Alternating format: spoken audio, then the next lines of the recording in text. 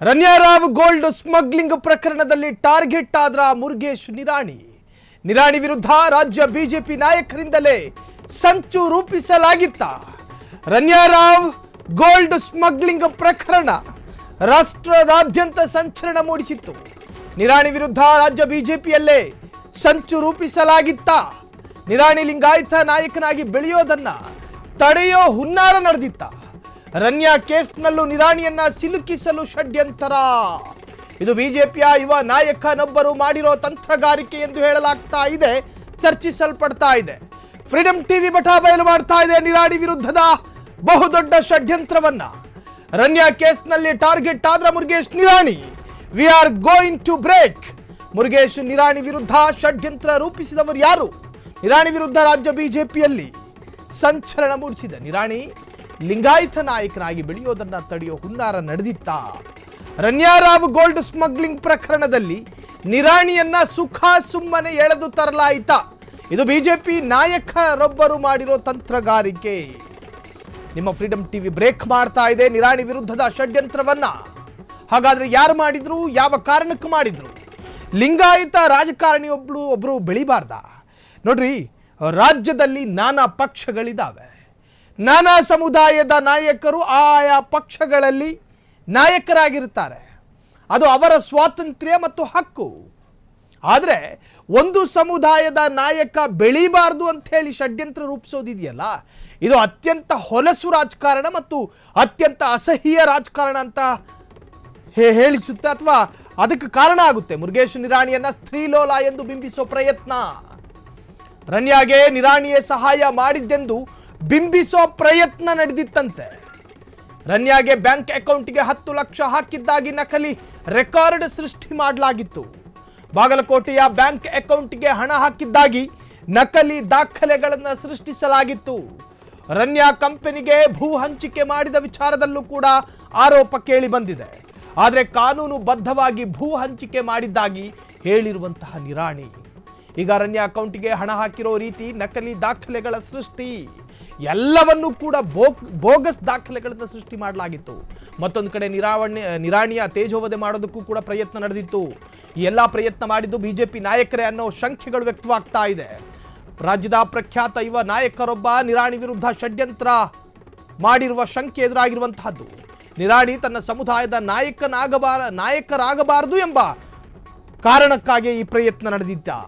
ನಿರಾಣಿಗೆ ಈಗಲೇ ಮಸಿ ಬಳಿದು ಅವರ ಬೆಳವಣಿಗೆ ತಡೆಯುವ ಹುನ್ನಾರ ನಡೆದಿದೆ. ರನ್ಯಾ ರಾವ್ ಗೋಲ್ಡ್ ಸ್ಮಗ್ಲಿಂಗ್ ಬಳಸಿಕೊಂಡು ನಿರಾಣಿಗೆ ಕಳಂಕ ತರುವಂತಹ ಪ್ರಯತ್ನಗಳು ನಡೆದಿತ್ತ ಎನ್ನುವಂತಹದ್ದು. ಸೊ ಈಗ ಚರ್ಚೆಗಳು ಶುರುವಾಗಿದೆ. ಹಾಗಾದರೆ ನಿರಾಣಿ ವಿರುದ್ಧ ಮಾಡಿದಂತಹ ಷಡ್ಯಂತ್ರ ಏನು? ನಿರಾಣಿಯ ವಿರುದ್ಧ ಈ ಷಡ್ಯಂತ್ರಕ್ಕೆ ಕಾರಣ ಏನು? ಬಿಜೆಪಿ ನಾಯಕನೊಬ್ಬ ಮಾಡ್ತಾ ಇರುವಂತಹ ಷಡ್ಯಂತ್ರನ ಈ ಬಗ್ಗೆ ನಿರಾಣಿ ಸ್ವತಃ ಅವರೇ ಮಾತನಾಡಿದ್ದಾರೆ.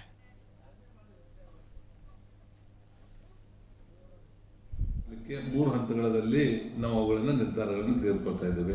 ಮೊದಲನೇದಾಗಿ 2 ಎಕರೆ ಭೂಮಿ ಬೇಕಾದಲ್ಲಿ 15 ಕೋಟಿ ರೂಪಾಯಿವರೆಗಿನ ಪ್ರಾಜೆಕ್ಟ್ಗಳನ್ನು ಆ ಜಿಲ್ಲೆಯ ಜಿಲ್ಲಾಧಿಕಾರಿಗಳ ಅಧ್ಯಕ್ಷತೆಯಲ್ಲಿ 10 ಜನ ಸದಸ್ಯರನ್ನು ಒಳಗೊಂಡಿರುವಂಥ ಕಮಿಟಿ ಪ್ರತಿ ತಿಂಗಳಿಗೆ ಒಂದ್ಸಲ ಆ ಪ್ರಾಜೆಕ್ಟ್ಗಳನ್ನು ಆ ಜಿಲ್ಲಾಧಿಕಾರಿಗಳು ಕ್ಲಿಯರ್ ಮಾಡ್ತಾರೆ.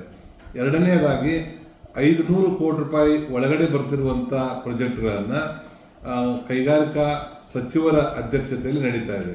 ಇದಕ್ಕಿಂತ ಪೂರ್ವದಲ್ಲಿ 10 ಎಕರೆಗಿಂತ ಹೆಚ್ಚಿರುವ ಭೂಮಿಯನ್ನು ಲ್ಯಾಂಡ್ ಅಡಿಟೆಡ್ ಕಮಿಟಿ ಅದರ ಅಧ್ಯಕ್ಷರಾಗಿ ಹಿರಿಯ IAS ಅಧಿಕಾರಿಗಳಾಗಿರುವಂಥ ಅಡಿಷನಲ್ ಚೀಫ್ ಸೆಕ್ರೆಟರಿ ಬಾರ್ ಪ್ರಿನ್ಸಿಪಲ್ ಸೆಕ್ರೆಟರಿ ಇಂಡಸ್ಟ್ರಿ ಕಮಿಷನರ್ ಒಳಗೊಂಡಿರುವಂಥ 10 ಜನ ಕಮಿಟಿಯಲ್ಲಿ ಅದು ಅಪ್ರೂವಲ್ ಆಗ್ತಾ ಇದೆ. ಅಲ್ಲೇ ಅವರು ಅಪ್ರೂವಲ್ ಮಾಡಬೇಕು ಅಥವಾ ರಿಜೆಕ್ಟ್ ಮಾಡಬೇಕು ಅನ್ನುವಂಥದ್ದನ್ನು ಆ ಕಮಿಟಿ ನಿರ್ಧಾರ ಮಾಡ್ತಾ ಇದೆ. ಅಲ್ಲಿ ಅಪ್ರೂವಲ್ ಆಗಿರುವಂಥ ಸಬ್ಜೆಕ್ಟ್ಗಳನ್ನು ಪ್ರತಿ ತಿಂಗಳಿಗೆ ಒಂದ್ಸಲ ನಡೀತಿರುವಂಥ ಸಿಂಗಲ್ ವಿಂಡೋ ಕಮಿಟಿಯಲ್ಲಿ ಕೈಗಾರಿಕಾ ಸಚಿವರ ಅಧ್ಯಕ್ಷತೆ ನಡೀತಿರುವಂಥ 30 ಜನ ಹಿರಿಯ ಅಧಿಕಾರಿಗಳನ್ನು ನೋಡಿರುವಂಥ ಕಮಿಟಿಯಲ್ಲಿ ಅದನ್ನು ಪ್ಲೇಸ್ ಮಾಡ್ತಾರೆ. ಅಲ್ಲಿ ಎಲ್ಲರೂ ಒಪ್ಪಿಗೆ ಕೊಟ್ಟಾಗ ಸಾಧಕ ಬಾಧಕಗಳನ್ನು ನೋಡಿ ನಿರ್ಧಾರಗಳನ್ನು ತೆಗೆದುಕೊಳ್ತಾರೆ.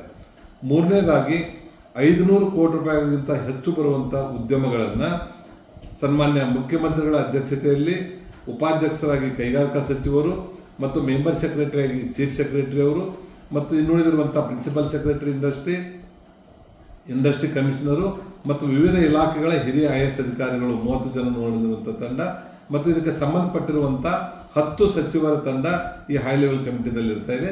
ಇದು ಪ್ರತಿ 3 ತಿಂಗಳಿಗೆ ಒಂದ್ಸಲ ನಡೀತಾ ಇದೆ.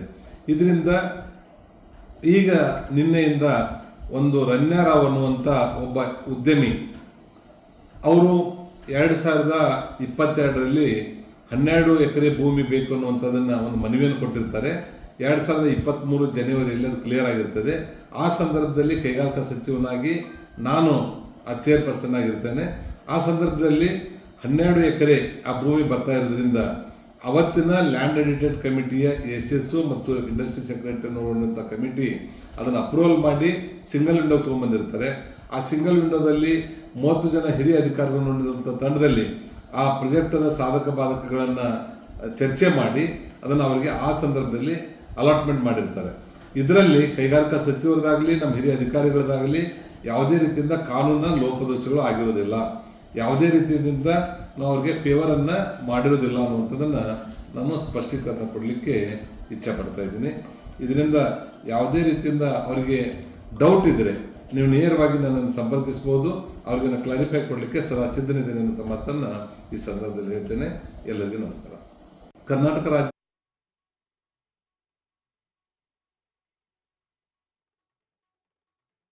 ಮತ್ತು ರನ್ಯಾರಾವ್ ಗೋಲ್ಡ್ ಸ್ಮಗ್ಲಿಂಗಿಗೆ ಸಂಬಂಧಪಟ್ಟ ಹಾಗೆ ಯಾವಾಗ ನಿರಾಣಿ ಹೆಸರು ತಳುಕು ಹಾಕಿಕೊಳ್ಳೋದಕ್ಕೆ ಶುರುವಾಯಿತು, ನಿರಾಣಿಯೂ ಕೂಡ ಅದ್ರ ಬಗ್ಗೆ ಅಧ್ಯಯನ ಮಾಡೋದಕ್ಕೆ ಶುರು ಹಚ್ಕೊಂಡ್ರು. ನನಗೂ ಇದಕ್ಕೂ ಯಾವುದೇ ತರಹದ ಸಂಬಂಧಗಳಿಲ್ಲ, ಆದರೆ ನಾನೇ ಇವರ ಖಾತೆಗೆ ಹಣ ಹಾಕಿರುವುದಾಗಿ ಬೋಗಸ್ ದಾಖಲೆಗಳನ್ನು ಸೃಷ್ಟಿ ಮಾಡ್ತಾರೆ ಅನ್ನೋದಾದರೆ ನನ್ನ ವಿರುದ್ಧ ಷಡ್ಯಂತ್ರ ಮಾಡ್ತಾ ಇರೋದು ಯಾರು? ಸ್ವಪಕ್ಷದ ನಾಯಕರೇನಾದರೂ ಷಡ್ಯಂತ್ರ ಮಾಡ್ತಾ ಇದ್ದಾರಾ? ಹಾಗಾದರೆ ಲಿಂಗಾಯತ ಸಮುದಾಯದಲ್ಲಿ ಮಾಸ್ ಲೀಡರ್ ಆಗಿ ಬೆಳೆಯೋದನ್ನು ಸಹಿಸಿಕೊಳ್ಳಲಾಗ್ತಾ ಇಲ್ವಾ? ಈ ಅರ್ಥದಲ್ಲೂ ಕೂಡ ನಿರಾಣಿಗೆ ಕಾಡಿದ್ದಂತಹ ಸಮಸ್ಯೆ. ಸೊ ಒಟ್ಟಾರೆ ನಿರಾಣಿಗೂ ಈ ಪ್ರಕರಣಕ್ಕೂ ಸಂಬಂಧ ಇಲ್ಲ ಅನ್ನೋ ರೀತಿಯಲ್ಲಿ ನಿರಾಣಿ ಅವರು ಇದಕ್ಕೊಂದು ಕ್ಲಾರಿಟಿಯನ್ನು ಕೊಟ್ಟಿರ್ತಕ್ಕಂತಹದ್ದು. ಇದು ರನ್ಯಾರಾವ್ ಚಿತ್ರನಟಿ ರನ್ಯಾರಾವ್ ಗೋಲ್ಡ್ ಸ್ಮಗ್ಲಿಂಗ್ ಪ್ರಕರಣಕ್ಕೆ ಸಂಬಂಧಪಟ್ಟ ಹಾಗೆ ಸಾಕಷ್ಟು ಕಾಂಗ್ರೆಸ್ ಸಚಿವ ಮತ್ತು ಶಾಸಕರ ಹೆಸರು ಕೂಡ ತಳುಕು ಹಾಕ್ಕೊಂಡಿತ್ತು. ಅದರ ಜೊತೆಗೆ ನಿರಾಣಿಯ ಹೆಸರು ಕೂಡ ಈ ವಿಚಾರದಲ್ಲಿ ಚರ್ಚೆಗೆ ಬಂದಿತ್ತು.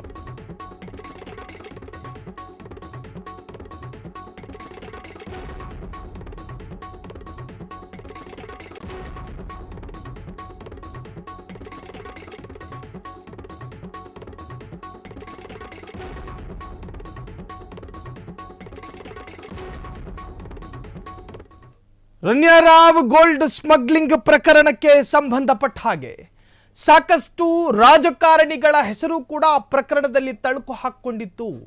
ಯಾವಾಗ ಕೆಂಪೇಗೌಡ ವಿಮಾನ ನಿಲ್ದಾಣದಲ್ಲಿ ಆಕೆಯನ್ನ ಅಧಿಕಾರಿಗಳು ವಶಕ್ಕೆ ಪಡೆದುಕೊಂಡು ಪ್ರಾಥಮಿಕ ತನಿಖೆಯನ್ನು ಮಾಡ್ತಾರೋ ಆ ಸಂದರ್ಭದಲ್ಲಿ ಅಧಿಕಾರಿಗಳು ಕೂಡ ನಿರೀಕ್ಷೆ ಮಾಡದ ರೀತಿಯಲ್ಲಿ ಆಕೆ ಗೋಲ್ಡ್ ಸ್ಮಗ್ಲಿಂಗ್ ಮಾಡ್ತಾ ಇದ್ರು.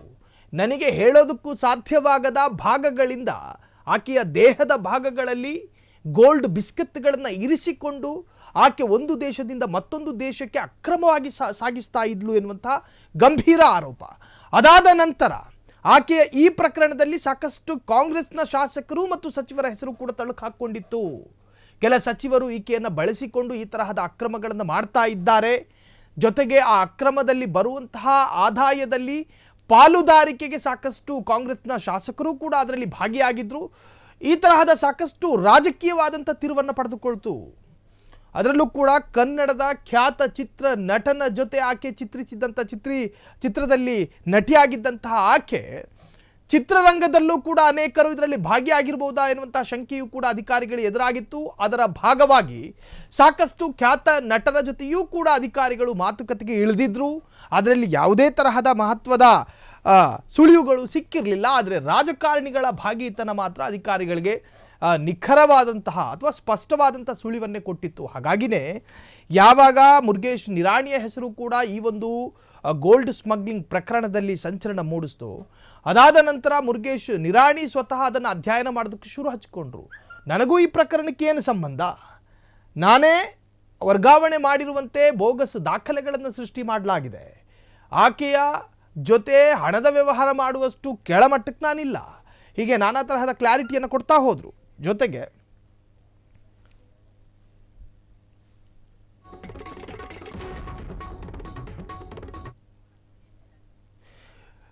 ಇದು ರನ್ಯಾ ರಾವ್ ಗೋಲ್ಡ್ ಸ್ಮಗ್ಲಿಂಗ್ ಪ್ರಕರಣಕ್ಕೆ ಸಂಬಂಧಪಟ್ಟ ಹಾಗೆ ಏನು ಮುರುಗೇಶ್ ನಿರಾಣಿಯ ವಿರುದ್ಧ ಕೇಳಿ ಬಂದಿರತಕ್ಕಂಥ ಆರೋಪಕ್ಕೆ ಸಂಬಂಧಪಟ್ಟ ಹಾಗೆ ಸ್ವತಃ ಮಾಜಿ ಸಚಿವ ಮುರುಗೇಶ್ ನಿರಾಣಿ ಈಗ ಫೋನ್ ಸಂಪರ್ಕದಲ್ಲಿ. ಸರ್ ನಮಸ್ತೆ. ನಮಸ್ಕಾರ ಸರ್, ಮುರುಗೇಶ್ ನಿರಾಣಿ ಸರ್. ಇದು ನಿಮಗೂ ಮತ್ತು ರನ್ಯಾ ರಾವ್ ಪ್ರಕರಣಕ್ಕೆ ಏನು ಸಂಬಂಧ, ಜೊತೆಗೆ ಈ ಪ್ರಕರಣದಲ್ಲಿ ನಿಮ್ಮನ್ನ ಸಿಲುಕಿಸುವಂತಹ ಪ್ರಯತ್ನಗಳೇನಾದ್ರೂ ನಡೀತಾ ಇದೆಯಾ ರಾಜಕೀಯವಾಗಿ ಅನ್ನೋದು?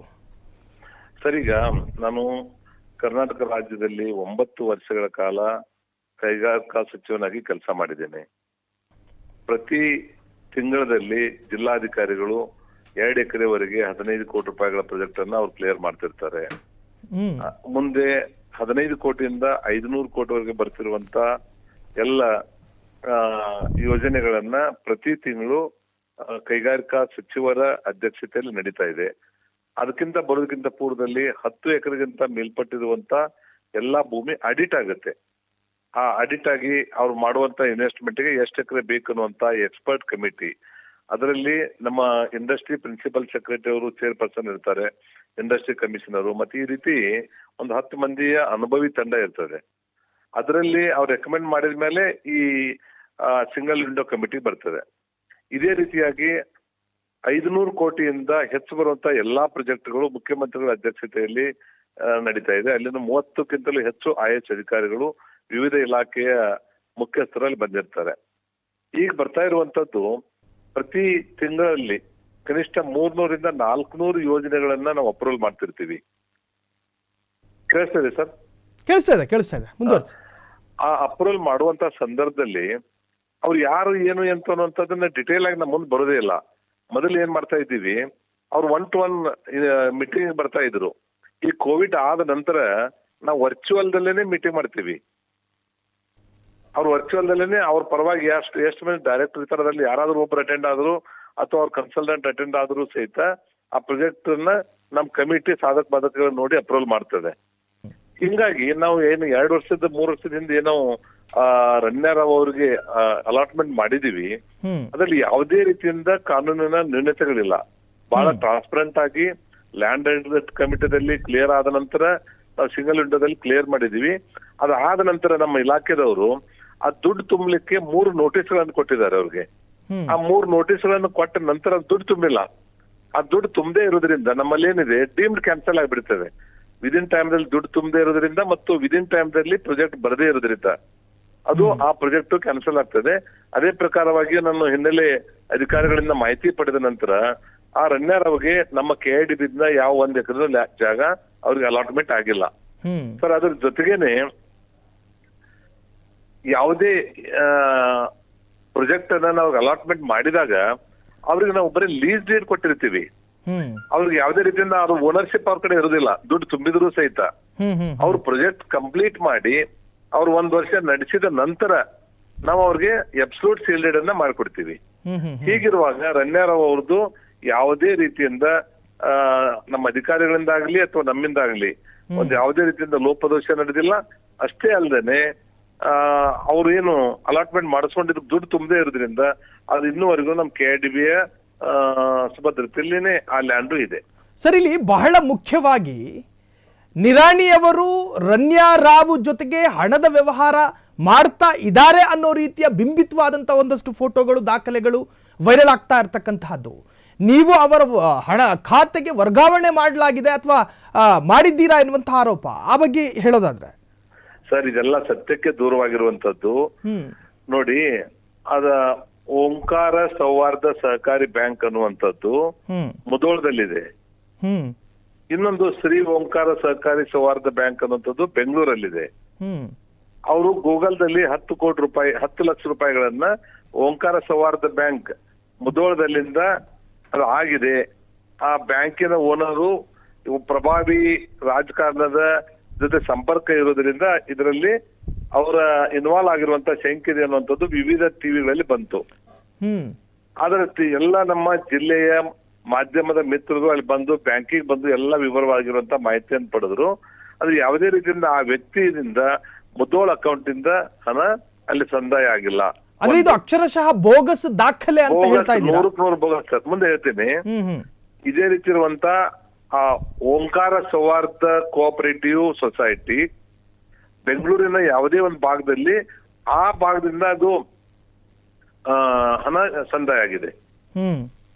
ಅಂದ್ರೆ ಇವ್ರು ಏನ್ ಮಾಡ್ತಾ ಇದಾರೆ, ಒಟ್ಟೆ ಯಾವ್ದಾದ್ರು ಮುರುಗೇಶ್ ನಿರಾಣಿ ಒಂದು ಕಪ್ ಚುಕ್ಕೆ ತರುವಂತದನ್ನ ಅದ್ರ ಬೆನ್ನಿಂದ ಯಾರು ಮಾಡ್ತಾ ಇದಾರೋ ಗೊತ್ತಿಲ್ಲ, ಯಾರಿಂದ ಮಾಡಿಸ್ತಾ ಇದಾರೋ ಗೊತ್ತಿಲ್ಲ.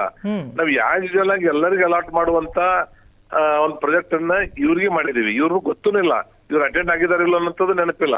ಯಾಕಂದ್ರೆ ಡೈರೆಕ್ಟರ್ ಇರೋದ್ರಲ್ಲಿ ಯಾರಾದ್ರೂ ಒಬ್ರು ಬಂದ್ರು ಒಬ್ಬ ರಿಪ್ರೆಸೆಂಟೇಟಿವ್ ಇದ್ರೆ ಸಾಕಾಗ್ತದೆ. ಅಷ್ಟೇ ಅಲ್ಲೇನೆ ಸರ್. ಈಗ ನಮ್ಮ ಇಲಾಖೆ ಮತ್ತು ಕೈಗಾರಿಕೆ ಇರುವಂತದ್ದು, ನಾವು ಕೈಗಾರಿಕೆಗಳು ಬರ್ಲಿ, ಇಲ್ಲಿ ಎಂಪ್ಲಾಯ್ಮೆಂಟ್ ಜನರೇಷನ್ ಆಗ್ಲಿ, ಮೇಕ್ ಇನ್ ಇಂಡಿಯಾ, ನಮ್ಮ ದೇಶದಲ್ಲಿ ನಮ್ಮ ವಸ್ತುಗಳು ಉತ್ಪಾದನೆ ಆಗ್ಲಿ ಅನ್ನುವಂಥದ್ರ ಬಗ್ಗೆನೆ ನಮ್ ಕಳಕಳಿ ಇರ್ತದೆ. ಅವರ ಹಿನ್ನೆಲೆ ಮುಂದೆ ನಾವು ಕೊಡುವಾಗ ಈ ಏನು ಕ್ಯಾಂಡಿಡೇಟ್ ಇದ್ರು ಮುಂದೆ ಹಿಂಗ್ ಆಗ್ತಾರ ಅನ್ನೋದು ಯಾರಿಗ್ ಗೊತ್ತಿರ್ತದೆ. ಇವತ್ತು ಎಷ್ಟೋ ಜನ ಈಗಿನ ಸರ್ಕಾರದವ್ರು ಇರ್ಲಿ, ಹಿಂದಿನ ಸರ್ಕಾರದಲ್ಲಿ ಅದಕ್ಕಿಂತ ಮುಂದಿನ ಇರ್ಲಿ, ಅವ್ರು ಎಷ್ಟೋ ಜನರಿಗೆ ಅವರು ಉದಾಹರಣೆ ವಿಜಯ್ ಮಲ್ಯಗನೆ ಒಂದು ಒಳ್ಳೆ ಉದ್ದೇಶದಿಂದ ಆ ಟೈಮ್ದಲ್ಲಿ ಲೋನ್ ಕೊಟ್ಟಿದ್ದಾರೆ. ಅವ್ರ ಮುಂದೆ ಈ ರೀತಿ ಆದಾಗ ಅವ್ರ ಉದ್ದೇಶ ತಪ್ಪಿರಲಿಲ್ಲ ಕೊಡೋ ಟೈಮ್ದಲ್ಲಿ, ಇವ್ರ ಮುಂದೆ ಈಗ ಆಗ್ತಾರೆ ಅನ್ನುವಂಥದ್ದು. ಈ ರೀತಿ ಇದ್ದಾಗ ನಾನು ಬಹಳ ಸ್ಪಷ್ಟವಾಗಿ ಹೇಳ್ತೀನಿ, ನಮ್ದು ಇದು ಒಂದೇ ಕೇಸ್ ಅಲ್ಲ, ಯಾವುದೇ ಕೇಸದಲ್ಲಿ ಯಾರಿಗೆ ಫೇವರ್ ಮಾಡೋದಾಗ್ಲಿ, ಅವ್ರು ಏನ್ ಮಾಡೋಂಥದ್ದಾಗ್ಲಿ, ನಮ್ಗೆ ಕಳಕಳಿ ಇರೋದಂಥದ್ದು ಇಷ್ಟೇನೆ. ಹೆಚ್ಚು ಕೈಗಾರಿಕೆಗೆ ಬರ್ಬೇಕು, ಹೆಚ್ಚು ಜನರಿಗೆ ಉದ್ಯೋಗ ಸಿಗಬೇಕು, ಬದುಕಬೇಕು. ಐ ಸಾರಿ, ಒಂದು ಕ್ಲಾರಿಟಿ, ಯಾಕೆ ಮುರುಗೇಶ್ ನಿರಾಣಿನೇ ಟಾರ್ಗೆಟ್ ಆಗಬೇಕು? ಲಿಂಗಾಯತ ಸಮುದಾಯದಲ್ಲಿ ವರ್ಚಸ್ಸು ಬಲವಾಗಿರ್ತಕ್ಕಂಥ ಒಂದಷ್ಟು ನಾಯಕರ ಪೈಕಿ ಮುರುಗೇಶ್ ನಿರಾಣಿ ಒಂದು ಅಗ್ರಗಣ್ಯ ಸ್ಥಾನದಲ್ಲಿ ಬರ್ತಾರೆ. ಮಾಸ್ ಲೀಡರ್ ಆಗ್ತಾ ಇದ್ದಾರೆ ಮುರುಗೇಶು, ಅಥವಾ ಕ್ಲಾಸ್ ಲೀಡರ್ ಆಗಬಹುದು ಅಂತ ಭಯಪಟ್ಟು ಈ ಷಡ್ಯಂತ್ರ ಮಾಡಿದ್ರ? ಸರ್ ಅಗದಿ ಸಿಂಪಲ್ ಆಗಿ, ಹಣ್ಣಿದ್ದ ಗಿಡಕಿನ ಕಲ್ಲು ಹೋಗಿದಲ್ಲ, ಹಣ್ಣಿದ್ದ ಗಿಡಕಿನ ಕಲ್ಲು ಹೋಗಿತಾ ಇರೋದ್ರಿಂದ ಮುರುಗೇಶ್ ನಿರಾಣಿ ಬೆಳೀತಾ ಇದ್ದಾರೆ. ಕೈಗಾರಿಕೆಯಲ್ಲಿ ಇಡೀ ದೇಶದಲ್ಲೇನೆ ಅತಿ ಹೆಚ್ಚು ಸಕ್ಕರೆ ಉತ್ಪಾದನೆ ಮಾಡುವಂತ ಸಂಸ್ಥೆ ಹೊಂದಿದ್ದಾರೆ. ಇಡೀ ಏಷ್ಯಾದಲ್ಲಿನೇ ಅತಿ ಹೆಚ್ಚು ಇಥನಾಲ್ ಉತ್ಪಾದನೆ ಮಾಡುವಂತ ಸಂಸ್ಥೆ ಹೊಂದಿದ್ದಾರೆ. ಅವ್ರು ಬರುವಂತ ದಿವಸದಲ್ಲಿ ವಿಮಾನಗಳಿಗೆ ಪೆಟ್ರೋಲ್ ತಯಾರು ಮಾಡುವಂತ ಘಟಕ, CNG, ವೇಸ್ಟ್ ವೆಲ್ತ್ ಇಂದ ನಾವು CBG ಮಾಡುವಂತದ್ದು, ದೇಶದ ಪೊಲ್ಯೂಷನ್ ಕಮ್ಮಿ ಮಾಡ್ಲಿಕ್ಕೆ ಏನೇನ್ ಮಾಡ್ಬೇಕು ಅನ್ನುವಂಥದ್ದು, ಈ ರೀತಿ ಎಲ್ಲ ಮಾಡಿ ಇವತ್ತು ನಮ್ ಸಂಸ್ಥೆನ 74,000 ಜನರಿಗೆ ಉದ್ಯೋಗ ಕೊಟ್ಟಿದೀವಿ.